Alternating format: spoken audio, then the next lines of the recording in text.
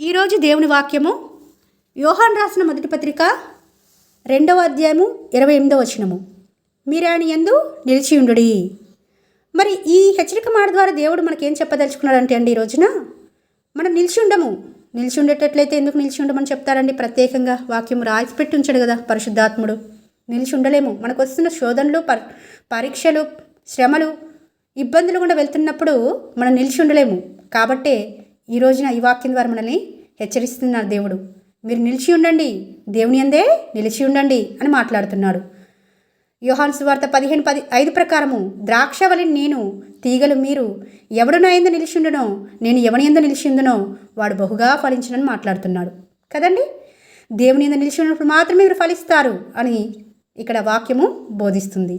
ఈ రోజున ఒక ఎగ్జాంపుల్గా చూస్తే అండి, ఎన్ని పరిస్థితులు వచ్చినప్పటికీ దేవుని యందు నిలిచి ఉండి బహుగా ఫలించిన ఒక వ్యక్తిని మనం చూస్తాం. ఇప్పుడు దానియేలు అండి. దానియేలు మరి బానిసగా చెరపట్టబడిపోయినాడు కదండి బబులోనికి. అక్కడ అన్ని వ్యతిరేక పరిస్థితులు వచ్చాయి కదండి. దానియేలు గురించి మనకందరికీ సుపరిచితమే. ఆ వ్యతిరేక పరిస్థితుల్లో కూడా దేవుని విడిచిపెట్టాడండి? విడిచిపెట్టలేదు. దేవుని యందే నిలిచి ఉన్నాడు.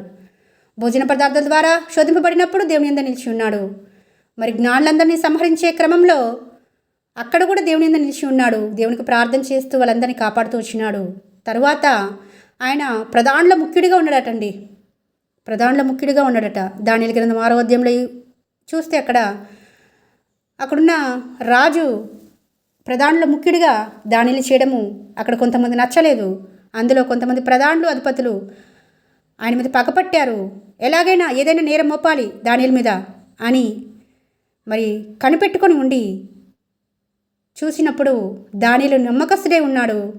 ఏ నేరమైన తప్పైన చేయనివాడిగా ఉన్నాడు. కాబట్టి ఇలా కాదు, దానియేలు తప్పైన లోపమైన మనం కనిపెట్టాలి అంటే కేవలం దేవుని విషయంలో మాత్రమే కనిపెట్టగలమని ఒక శాసనము రాయించుకొని రావడము మనకందరికీ సుపరిచితమే. 30 దినములు నెబుకద్నెజరు రాజు నిలబెట్టిన ప్రతిమకే మొక్కాలి, కానీ ఇంకా ఏ ప్రతిమకు కూడా మీరు మొక్కకూడదు అనేది శాసనము పుట్టించుకురావడము.